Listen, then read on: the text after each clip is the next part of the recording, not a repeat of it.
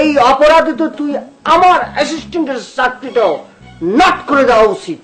কেবল একটা চাকরি হারায় আসছি, এর মধ্যে আপনি ওইসব কথা শুনে কিন্তু মাথা গরম হয়ে যাচ্ছে। কাপড় কাটার মতো আপনার হাত পা কেসি দিয়ে কাইটে কিন্তু মেশিনের মধ্যে ফেলায় সেলাই করে দেবো কিন্তু একদম। তুমি তো দেখি আজব গার্জিয়ান। আর তুমি বেগানা পুরুষের সাথে তোমার ভাগ্নি লং ড্রাইভে যেতে যাচ্ছে, তাতে তোমার কিছু যায় আসে না? আরে বেগানা পুরুষ হতে যাবে কিসের জন্য? বিজু তো আমার ছেলের মতো, তার মতো ভালো ছেলে হয়? আর একটা কথা বলবা, সে তো তোমার উপর মাইন্ড করেছে, তুমি তার সঙ্গে কথা বলো না, তার কোনো খোঁজ খবর নাই না, মাইন্ড করে বসে আছে। আমার কিছু করার নেই। বিয়া তো গাড়ি একটা সাইজ তো খুব ভালো। তুমি কি বললা? আর বাংলা অক্ষরের কথাই যদি বলো তাহলে বাজনার চেহারা হচ্ছে অনেকটা চন্দ্রবিন্দুর মতো না? চন্দ্রবিন্দুর সঙ্গে বিসর্গ মিলিয়ে দিলে যে হয় সে আমি দেখাচ্ছি তোমার। এই যে চন্দ্রবিন্দু, বিন্দুটা হচ্ছে টি, বিসর্গ দুটো হচ্ছে নাকটা বাড়তি এঁকে দিলাম। এই যে এরা আমার খুব ভালো লাগে, খুব ভালো লাগে। থাক, অত জোর দিয়ে বলার দরকার নেই। বাজনা আপনার কাছ থেকে শুধু একবারের জন্য আই লাভ ইউ শুনতে চেয়েছে। বাজনারে আমি আই লাভ ইউ বলবো কিসের জন্য? বাঙালি মেয়ে, তাই আমি মুখে বলবো যে আমি তোমার ভালোবাসি, তাহলে হবে না? হবে, কখন কিভাবে বলবেন সেটা বলেন। ও না, হয়েছে কি জানো, সেটাই হয়েছে সমস্যা। মানে আমি বাজনারে আই লাভ ইউ বলবো, সেটা একবার কেন 10 বার বলবো, তাতে কোনো সমস্যা নেই, কিন্তু আমি পারবো না, বুঝছো? তুমি বাজনারে বলে দিও আমি সরি। কারণ হচ্ছে ওই যে চিন্তাবিদ যে আমার বন্ধু খদ্দর মনা, সে আমারে আসলে প্রতিজ্ঞা করায় নিছে যে আমি কোনোভাবেই পায়জামপুরে তোমার প্রেমের ভাইরাস চাষে সহায়তা করবো না, করতে পারবো না। বলবো যে ইচ্ছা থাকলেও আমার কোনো উপায় নেই, আমার খুব ইচ্ছে করতেছে কিন্তু উপায় নেই। একটা কাজ করতে পারে, ও যদি যে চিন্তাবিদ খদ্দর মনার কাছ থেকে একটা এনওসি আনতে পারে, নো অবজেকশন সার্টিফিকেট, তাহলে পরে আর কোনো সমস্যা নাই। আমি তার আই লাভ ইউ বলবো, একবার কেন 1000 বার বললো তো আমার কোনো প্রবলেম থাকবে না। দারুণ কাজ করেছে এই সংবাদ দিয়ে, আমাকে কি ভালো লাগতেছে, আমার মাথার মধ্যে জাম ছিল, বুঝছো? জাম ছুটে গেছে, খুব আনন্দ আছে। তাহলে তুই আমার বাড়ি চলে যা, আর তো কোনো কাজ নেই, আমি গেলাম। হ্যাঁ,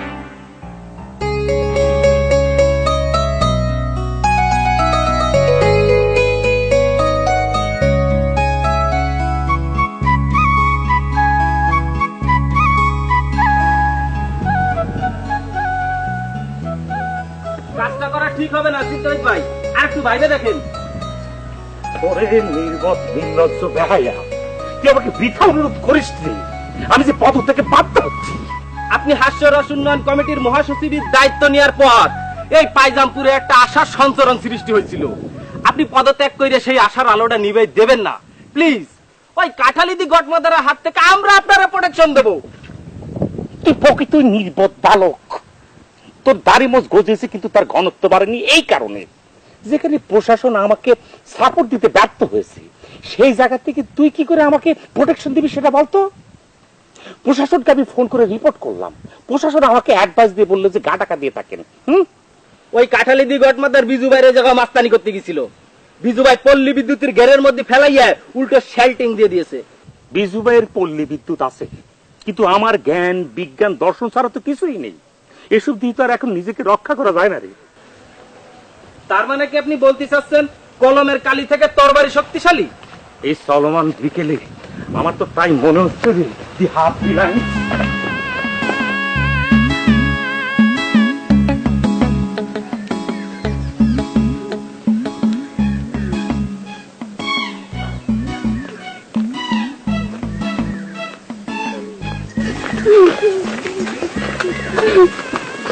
না কি আছে তোমার? তুমি কান্তি কান্তি মোল্লা চাচার বাড়িতে বেরিয়েছে কারে কান্তিছে?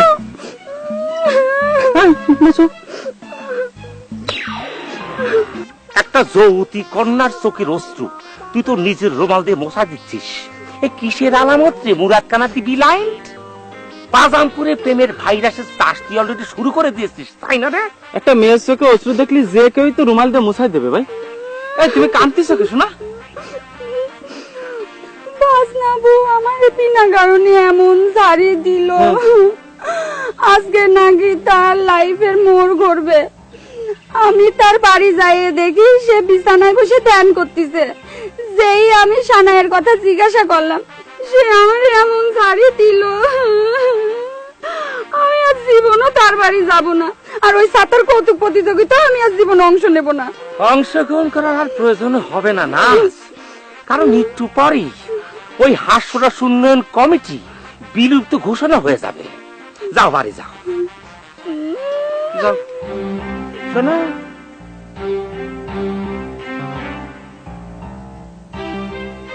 এরপর থেকে যদি কোনো ফালতু অসভ্য যুবক তোমার চোখের অশ্রু তার নিজের রুমাল দিয়ে মুছে দিতে চায়, তাহলে করে তুমি সেটি ইলাও করবে না। এতে করে ভাইরাস যে কোনো সময় ছড়িয়ে পড়তে পারে। সেটার নাম হচ্ছে কানা virus. Go back your home and you follow me.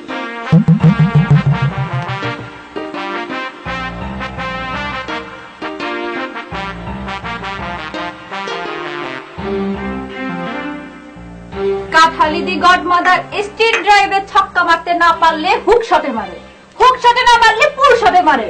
কিন্তু ওই ইঞ্জিনিয়ার বিজুসার কাছে ধরা খেয়ে গেছি। কিন্তু চিন্তা বিক্ষোভদের মনাকে কি ঠিকই সাইজ করে দিয়েছে। সত্যি রে কাটালি, তুই যদি না থাকতি আমার যে কি হতো, একটা কমিটিতেও আমি চান্স পাতাম না। তোর কারণে আমি আজকে নেতা। এটা মুখে বলা কি আছে মহাজন, তবে তবে আবার কি?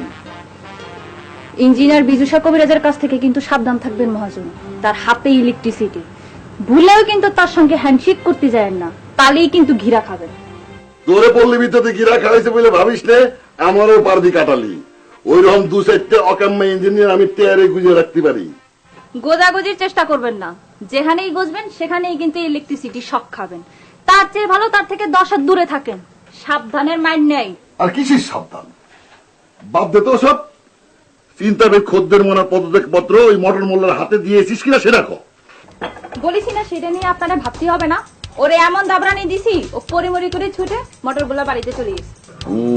ভালো, আসল কাজটা তুই করে দিয়েছিস, বাকিটা আমি করবানে। যা। আপনার যদি কোনো সমস্যা হয় আপনি খালি জাস্ট আমার মোবাইলে একটা মেসেজ পাঠিয়ে দিবেন। Bye bye.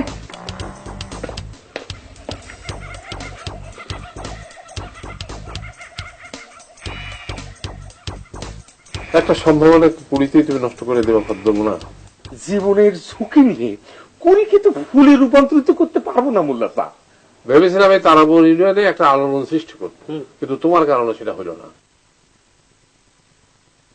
এই তারাপুর ইউনিয়নের হাস্যরস উন্নয়ন কমিটির একটা অপমৃত্যু হয়ে গেল। হাস্যরস উন্নয়ন কমিটি এমন কোন কমিটি নেই যে মোল্লা সাহেব যে তার জন্য আপনাকে জাতীয় শোক প্রকাশ অথবা পতাকা অর্ধনীভূত করতে হবে। ধ্যান চিন্তাবিদ ভাই, একজন মহিলা মাস্তানের দাবড়ানি খাই আপনি কমিটি থেকে পদত্যাগ করতে চাচ্ছেন, সেটা ঠিক আছে, মাইনে নিলাম। কিন্তু তাই বলে আপনি আমাদের হাস্যরস উন্নয়ন কমিটির কোন ধরনের ব্যাকটমেন্ট করতে পারবেন না। আমি কিন্তু তাহলে বাইলন দিতে বাদ দেবো। কাকা কি কন? এই অর্ধ মগজ, অর্ধ দৃষ্টি শক্তি সম্পূর্ণ প্রজাতিটাকে দিন কি দিন লাই দিয়ে আপনি যে একটা উন্নত মানের বেয়াদব হিসেবে তৈরি করেছেন মোল্লা চাচা, আর সেই জন্যই সে একজন ভালো চিন্তাবিদ দার্শনিকের সঙ্গে থেকে বেয়াদবি করার সাহস পান। এই আজব প্রজাতিটাকে তো তুমি সঙ্গে করে নিয়ে এসছো খদ্দরবোনা। আমি তোমার আবার বলতেছি, তুমি একটু চিন্তা করে দেখো যে তোমার এই পদত্যাগ পত্রটা উজোর করা যায় কিনা। প্লিজ মোল্লা সাহেব, আপনি ভয়ার্থ বিভীষিকাময় বিকেলে এরকম করে আমার রিকোয়েস্ট করবেন না। কাঠালিটি ঘট মাথার চেহারা যখন আমার চোখের সামনে ভাইসে ওঠে, আমার মনে হয় কি আমার ব্রেন হ্যামারেজ হয়ে যাচ্ছে। মোল্লা সাহেব, আপনি আমার পদত্যাগ পত্র গ্রহণ করবেন, আমার জীবন নাশের হুমকি থেকে শঙ্কামুক্ত করেন। আর যদি পারেন মোল্লা সাহেব, আমার জন্য আরেকটা কাজ করবেন, সেটা হচ্ছে দৈনিক চুলচেরা খবরে একটা হেডলাইনের ব্যবস্থা করেন। এখানে সক্রেটিস নারী মুস্তানের কবলে, হায় সেলুকাস। ঠিক আছে, তুমি একটু রেখে দাও, আমি বিদুষার সাথে আলাপ করে তোমার রেজাল্ট জানাই। আমি ওরা এখনই একটা মেসেজ পাঠাচ্ছি। প্লিজ মোল্লা কাকা, মেসেজের অর্থ বাইরে করতে গেলে একদম 2-3 দিন সময় লেগে যাবে না, ও তো ফোন করেন। তুই আসলে একটা অর্ধমগজ অর্ধ দৃষ্টি সম্পূর্ণ আজব প্রজাতি। আপনার সম্পর্কে রিপোর্ট আছে যে আপনি 2 প্রকারের ডিসেন্ট্রি রোগী। 2 প্রকার? আমি তো 1 প্রকার জানতাম, আপনি 2 প্রকার পেলেন কি করে? হ্যাঁ, 2 প্রকার। এক হচ্ছে আপনার ফনিক ডিসেন্ট্রি, আর এক হচ্ছে আপনার মুখের ডিসেন্ট্রি, মানে কথার ডিসেন্ট্রি। আপনি কথা গোয়ালন ধরতে শুরু করেন, খুলনা যেও সেই কথা আপনার শেষ হয় না। ছিল এক প্রকার আপনি বালায় দিলেন, দুই প্রকার ডাবল ডিসেন্ট্রি। হ্যাঁ স্যার, আমি কি মূল্যবান কথা বলতে আইছেন বলে চলে যান। শোনেন, ছোট করে বলবেন, যত ছোট তত মূল্যবান। জি, বিবিসি বাজারে আমার একটা টেইলারিং এর দোকান আছে, দি ভুটান টেইলার্স। সমগ্র বিবিসি বাজারের মধ্যে আমি একজন চ্যাম্পিয়ন কাটিং মাস্টার। আপনার প্রথম 2 লাইন শুনে আমি বুঝে গেছি আপনি গোয়ালম দপ্তর শুরু করেছেন। বিবিসি বাজারের ঐতিহাসিক বর্ণনা রেখে আপনি বর্তমানটা বলেন। যে মনে পড়েছে আকাম, মানে যে আপনার ওই ব্যাটারি ইনচার্জ ছিল, যাকে আপনি চাকরি থেকে নট করেছেন, আমরা যখন বিবিসি বাজারের মধ্যে। আবার বিবিসি বাজার, আকাম সম্পর্কে কি বলতে আইছেন সেটা বলেন। মানে তারে পার্ট টাইম চাকরিটা আমি দিয়েছি, সে নিরপরাধ। বিবিসি বাজারে আমরা যখন ছিলাম। বিবিসি বাজার, বিবিসি বাজার, বিবিসি বাজার আপনার বলা লাগবে না, আমি বুঝে নিচ্ছি। আপনি তো আসিছেন আকামরে যাতে আমি চাকরিতে বহাল করি সেই সুপারিশ করতে। সরি মিস্টার ভুটান, আমি যারা একবার চাকরিতে বরখাস্ত করি তারা আর কোনোদিন বহাল করি না। আপনি আসতে পারেন। আপনি একটা জিনিস বোঝার চেষ্টা করেন, ও নিরপরাধ, অসহায় মাসুম। আমরা যখন বিবিসি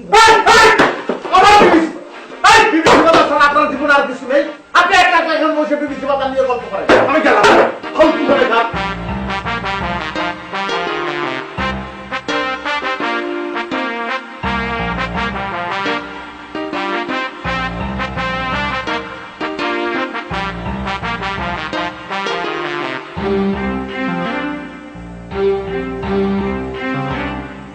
আসি, আপনার একদিন আমি বিবিসি বাজারে নিয়ে যাব। আপনি বিবিসি বাজারে গেলে বুঝতে পারবেন যে আমি কত বড় মাপের কাটিং মাস্টার। আকাম অবশ্য আমার কাছে 2 বছর টেলারিং কাজ শিখেছি, ও কিন্তু নিরপরাধ। আর চাকরিটা বাবা, এটা কি আওয়াজ? বাবা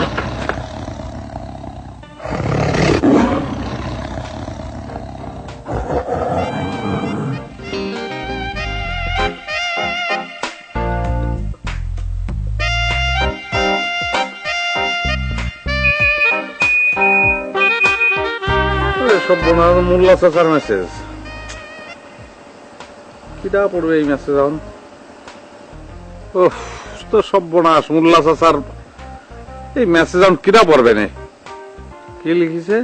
খাড্ডা মানা পাড়া টাকা কারা আসা গোল্ডে গো গা গোগ কারা।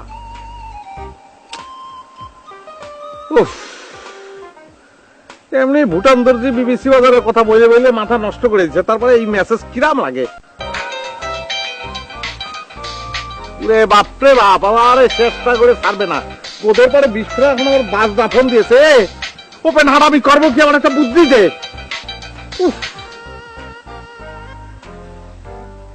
হ্যাঁ বাজনা বলো।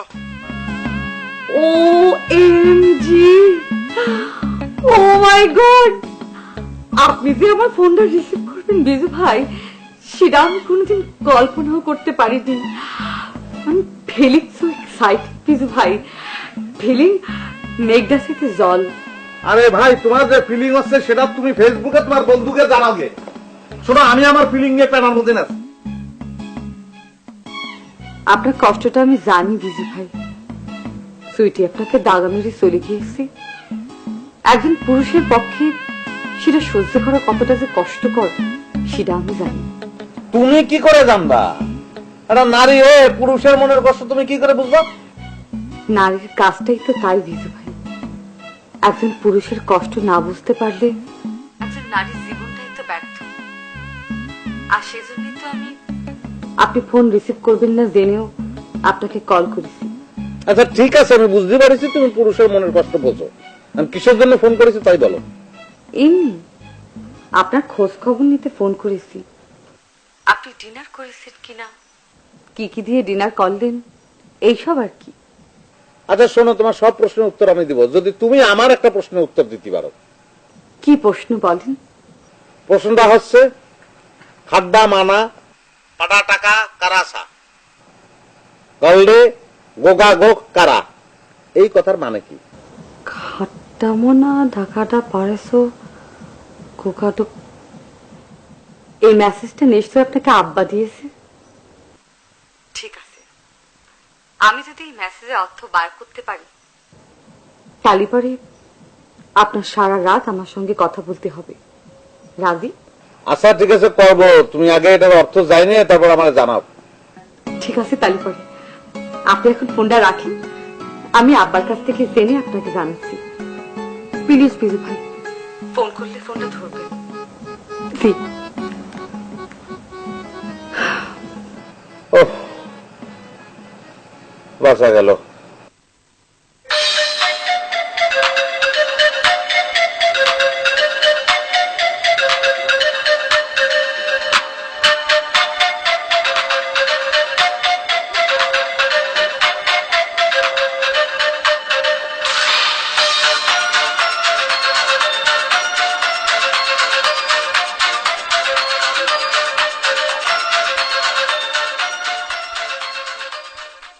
আমার তরফ থেকে বোঝানোর জন্য চেষ্টার কোনো ত্রুটি করিনি, বুঝছিস? আমি তো বিদুসারে সমাজ বিজ্ঞান, ভূগোল, অর্থনীতি, ম্যাথমেটিক্স সব অ্যাঙ্গেল দিয়ে বোঝানোর চেষ্টা করেছি, তোর চাকরিটা ফিরিয়ে দেওয়ার জন্য অনুরোধ করেছি, কিন্তু তার মন গলানো গেলই না এবং গেল না। তাহলে বলে তো আমার বিরাট বিপদ হয়ে গেল। এই পার্ট টাইম চাকরি করতে আসি আমার ফুল টাইম চাকরিটা হারালাম। দাদাজান কত শখ করে আমার নাম রাখেছিল আকাম, সেই নামের ইজ্জত রাখতে গিয়ে জীবনে কত আকাম কুকাম করেছি। ভাবেছি একটা চাকরি করে বিয়ে শাদী করে সংসারী হব, সেইগুলো আপনি বালি দিলেন। ওরে সব দোষ তুই আমার কি জন্য দেখছিস রে আকাম? অতীতে তুই যে আকাম কুকাম করেছিস, তোর কপালে এটা ঘাটবে না। একটা কথা সবসময় মনে রাখবি, পাপ বাপেরও ছাড়ে না। তুই যদি আমার এনে পার্ট টাইম চাকরির লোকটা না করতি, তাহলে পরে কি তুই এরকম মার্কেট সিপাই পড়তি? হ্যাঁ পড়তি? আমি কি নিজ থেকে আপনার কাছে চাকরির কথা কয়েছি? আপনি আমার চাকরির অফার দিয়েছেন। এখন যে চিন্তাবিদ মনোভাবের কাছে ফুল টাইম শিষ্যত্ব নেব, সিদার পথ তো বন্ধ হয়ে গেছে। আপনি নিজেই ভিড়েছেন। চিন্তা করিস তো শিষ্য, আমি তোর ফুল টাইম চাকরি পাওয়ার ব্যবস্থা করে দেব। তুই খালি আমার দেওয়ার প্রতিশ্রুতিটা রক্ষা করার চেষ্টা করবি। কিসের প্রতিশ্রুতি কথা করছেন? ভুলে গেছিস? কেন ভুলে গেছিস? এইবারের হেড কুক মিস শম্বরা তারে প্রেমের ফায়দে ফেলে এমন শাখা দিবি যেন সুইসাইড খেতে বাধ্য হয়, কিন্তু মরে যাওয়া চলবে না, না মরে যেন। মরলে কিন্তু তুই আবার মার্কেট সেবা পেরে যাবি, বুঝছিস? আমি আপনার প্রতিশ্রুতি রাখবো, আপনি খালি আমার একটা ফুল টাইম চাকরির ব্যবস্থা করে দেন ওস্তাদ। আমার উপর ভরসা রাখ, ইনশাল্লাহ সব হবে। যাই হোক, খদ্দরমোনার কাছ থেকে দর্শন শাস্ত্রটা একটু শিক্ষা গ্রহণ করে গিয়ে, বুঝছিস? চিন্তা করিস রে। দার্শনিকের জীবনে প্রাপ্তি বলে কিছু থাকে না, কিন্তু আজ এই অনাবিল সুকুমায় গর্বিত রাতে একটা প্রাপ্তি আমার হয়েছে। প্লেটো, ঠিক বুঝলাম না চিন্তাবিদ ভাই, আপনার কাছে শিখেছি দার্শনিকেরা নিজেদের প্রাপ্তি নিয়ে কিছু বলে না, কিন্তু কি সেই মহান প্রাপ্তি যা আপনি বলে ফেললেন? আমার কাছ থেকে শিক্ষা নিতে আসে অগণিত শিক্ষানবিশ, কিন্তু তারা সবাই বজ্রাসনে বসতে ব্যর্থ হয়ে গুরুগৃহ ত্যাগ করে চলে গিয়েছে। একমাত্র তুমি সফলভাবে বজ্রাসনে বসে আমার কাছ থেকে তালিম নিচ্ছ। এই হানাহানিময় ধাবমান পৃথিবীতে দর্শন চর্চা না থাকার একমাত্র কারণ বজ্রাসনে বসার রিস্কটা কেউ নিতে চায় না, কিন্তু বজ্রাসন বিনা তো দর্শন চর্চা অসম্ভব। জি, কিন্তু আপনার এই আজকের সাবজেক্টটা যদি আর 1 মিনিটের বেশি রাখেন, তাহলে কিন্তু আমি এই বজ্রাসন থেকে সব আসনে চলে যেতে বাধ্য হব, কারণ এই হাঁটু গোড়ালি পায়ের ব্যথা সব অবশ্যই আসতেছে। ও গড, এটা তুমি আমাকে কি শোনালে? তোমার এই কথা তো আমার সুখময় অনাবিল রাত থেকে এক দুঃখময় ভারাক্রান্ত প্রাগ ঐতিহাসিকতায় পরিণত হলো। ও নো! চিন্তাবিদ্যা একটু বাইরে আসবেন, আমি আপনার নয়া শিষ্য ভুটান দর্জি। আসেন দর্জি ভাই, তাড়াতাড়ি ভিতরে আসেন, আপনি হচ্ছেন আমার শেষ ভরসা, তাড়াতাড়ি আসেন। ভিতরে যাওয়ার আগে আপনারা একটু বাইরে আসতে হবে চিন্তাবিদ ভাই। ভেতরে আসার আগে একটু বাইরে আসতে হবে? এর মানে কি দর্জি ভাই? কি হয়েছে আপনার? আপনার জন্য একটা হাত চিঠি আছে। তা হাত চিঠি আছে তো কি হয়েছে, সেজন্য বাইরে আসতে হবে? না, মানে চিন্তা করলাম যে আপনি একজন চিন্তাবিদ হলেও বয়সে কিন্তু যুবক, আর যে চিঠিখান লিখেছে সে একজন যুবতী নেই। তাই ভাবলাম চিঠিটা দেওয়ার আগে একটু গোপনীয়তা রক্ষা করে ডেলিভারিটা দেই। যুবতী মেয়ে বলতে আপনি কি বুঝাচ্ছেন? কে দিয়েছে এই চিঠি?